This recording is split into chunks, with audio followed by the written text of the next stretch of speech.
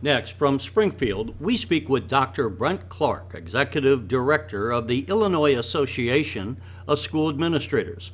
Dr. Clark gives us an update on some of the trending issues in education as we begin the new school year.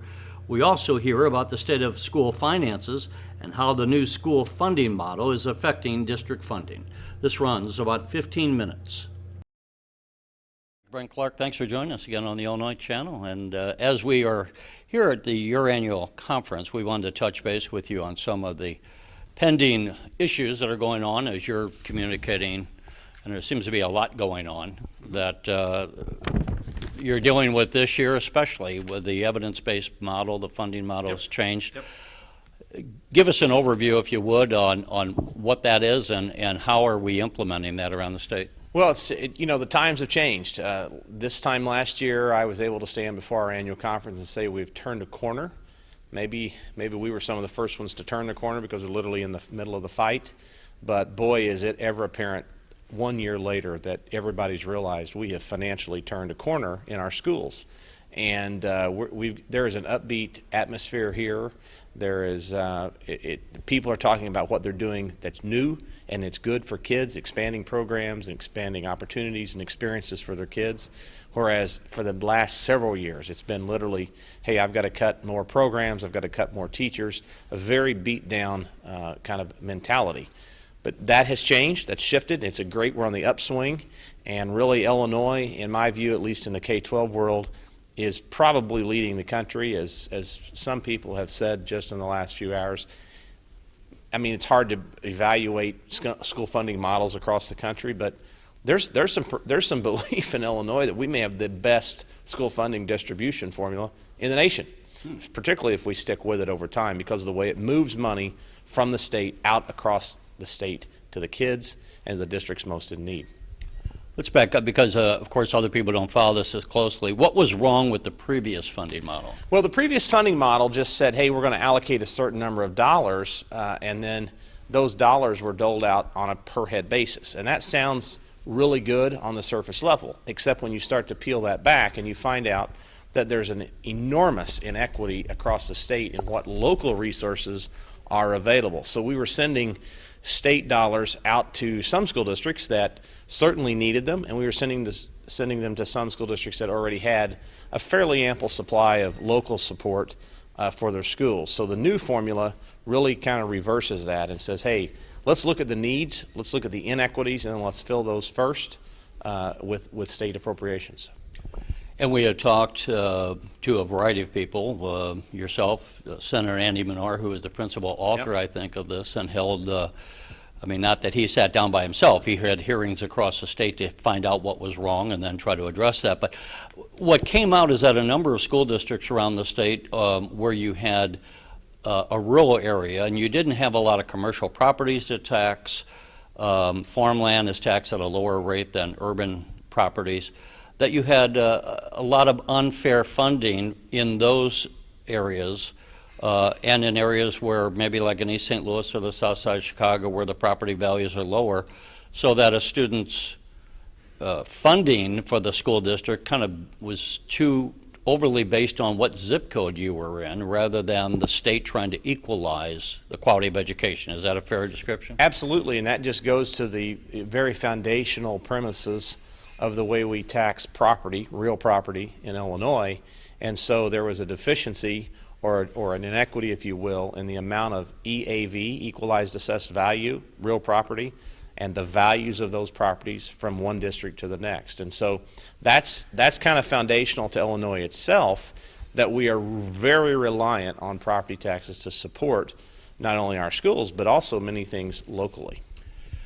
When we last spoke, and as you say, there was really a demoralized attitude within education because we didn't have budgets being passed. Right. And everyone, I mean, we talked about some of the schools not knowing at this time 2 years ago if they could keep their doors open for more than a couple Terry, months. We were actually collecting from schools what day they would close. So we had a tickler system in our office that said certain districts would close on September 15th, and then it started going out throughout the year. And we had a whole spreadsheet. We knew literally based on the funds that were available to them, both locally and in reserve, how many days they could stay open. And so we had some districts that could stay open 2 years.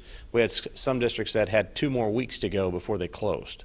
So it was none too soon last summer when we finally finished it on August the 31st, 2017, but it was in time to preserve a great school year and now really let school districts turn the corner academically and certainly for programs and opportunities for kids. Not to spend too much time on this, but I've done some interviews with some of the lawmakers who voted to override the governor's veto last summer because he had vetoed the bill. Had to. What would have happened had we not had the budget approved last year? We were headed for chaos. We really were, because if those legislators hadn't have stepped up in a bipartisan capacity to override the vetoes of the governor's approach to school funding and move Illinois forward, we were headed for chaos. We were headed for school closures, and I don't know how many schools would have had to have closed before there would have been enough parents that got legislators back to Springfield to override him. But one way or the other, that was going to happen. Fortunately, legislators just decided, hey, let's do it now before we hit the panic button. The terminology is slipping my mind at the moment, but there were some grants. So we had the funding for the schools, the teachers, the paying the electricity, but there's other compensation from the state for things like busing and special ed. Yeah, the categorical grants. Those are called mandated categoricals. So and those were not getting paid, as I think some of the money came in. But have we caught up with some of that? We're getting pretty close. The comptroller, Susanna Mendoza, has made a priority in her office of making sure that mandated categoricals are being paid to schools. So she's very timely. Just earlier this week, we received the 4th quarter payment from FY18. So we're about, I would say, 80 days now behind on categoricals, which is a miracle, because at one point I think we were more like 7 or 8 months. So she's done a great job of prioritizing that and moving that money out to the schools that rely on it. We talked about the schools running out of money. It had been that schools would have a reserve fund, and that's kind of what got them through some of these hard times. But they were draining their reserve funds down to nothing. Right. Where are we now? Do you know? Are they able to put some money back in the bank, so to speak, so that they have a cushion? Or well, we've been very cautious about telling schools that the evidence-based money is to build up a big bank account. In fact, we've told them the opposite. This money is passed by the legislature to invest in your schools, to invest in your kids, to improve their opportunities, their experiences as they're in school today. It's not to build your reserves. So I think that's a question for later on. But yes, your point about draining reserves actually happened over a couple of years there with budget gridlock. Schools were trying to hold on as best they could and spending down reserves to do it. So yeah, we're a little thin today in terms of reserves across the state, but the new dollars are flowing to the schools from the state. That's really changed the tide, and we're on the upswing. So now people are kind of wiping their brow and saying, whoa, Well, I think they're wiping their brow. They're smart enough to know, though, that this is a year-to-year deal, that they still have to advocate. They still have to come back every year and say, hey, these are the things we're doing. This is the academic achievements we're seeing. We hope you'll fund it another year. So it's an annual process of renewing the funding, and that's up to the legislature, and that's probably rightfully so. So that's where we're at. Some lawmakers and parents and all would be saying, okay, so we're putting more money in the schools. Are we going to see an improvement in education? How is it measured, and when would we see it? Yes, I think we will. We're going to see academic progress in terms of performance from students. I think we should see the matriculation of our high school students either into college or careers. We should see that improve.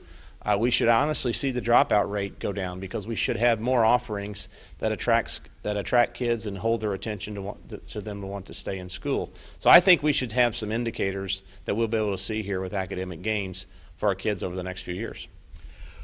When the legislature comes in this spring, of course we knew what you needed last year, and we've been talking about the evidence-based model.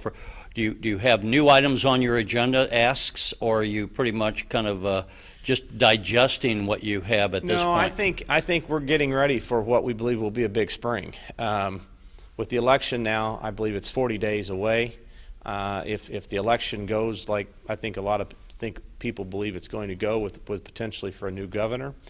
When that person comes in, I think we're going to have a big spring of things to deal with. We've got a pension issue to deal with in the state.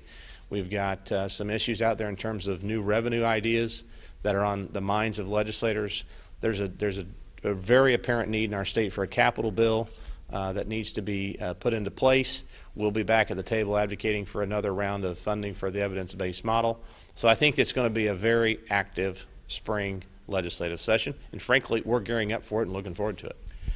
And you anticipate one of my questions. I was going to let me just say, not that people just often don't know these terminologies. So the capital bills for going through things that can be bonded, like a building, Yeah. and putting a new roof on a building, those kind of things as compared to paying a teacher or something like The that. capital bill that I foresee Illinois taking on will be for roads and bridges, deferred maintenance at the university level, and public school buildings, and possibly public buildings, to build or construct or renovate. So I think that's going to be a robust program. We haven't had one in Illinois for a long time, and we're due. Do you hear from your districts? I mean, how critical is the need for a capital bill at this point? I hear from them every week. Somebody is like, how can I get this? How can I get dollars freed up to renovate this school? And I think it's more renovation right now than it is new construction, although there is some new construction needs out there. But we definitely want to be a part of that capital bill conversation. We can't talk about every conceivable issue here, but what would you want new legislators to know? There's going to be a lot of new members of the legislature, Certainly. and conceivably a new governor. We'll see what happens in the election. What would you want them to know when they can take a look at Illinois right now in terms of education K-12? What I just said in the second general session of our conference, that I love Illinois, I love the land, I love the people, and I think we have some of the best educators all across the country right here in Illinois. The best thing they could do would be get out, get in those schools, and see what the teachers, what the administrators are doing for the kids that are Illinois residents. That's what I'd tell them to do. And one of the last questions I should have asked earlier, probably, we've had an issue of a lack of teachers. We got a lot of baby boomers retiring. Not as many people are going into the teaching profession. Where does that stand, and are there any solutions that come to mind? That is going to be a long-term fix. There does have to be some short-term fixes that are maybe temporary in nature, but one of the things could be as simple as taking off the cap that we right now prohibit a retired teacher from coming back into teaching for more than 120 days after they've retired, so per year. So taking that cap off and saying, look, we've got a real short-term emergency here. Let's take the lid off. Let's let these people come back. Let's let them teach, help fill some of these deficient areas until we can refill the well with new, or pipeline, if you will, of new teachers coming in. That's going to take 5 years to do that and get those people in the pipeline, through the pipeline, and prepared to be a new teacher. All right, Dr. Brent Clark, thank you. Thank you.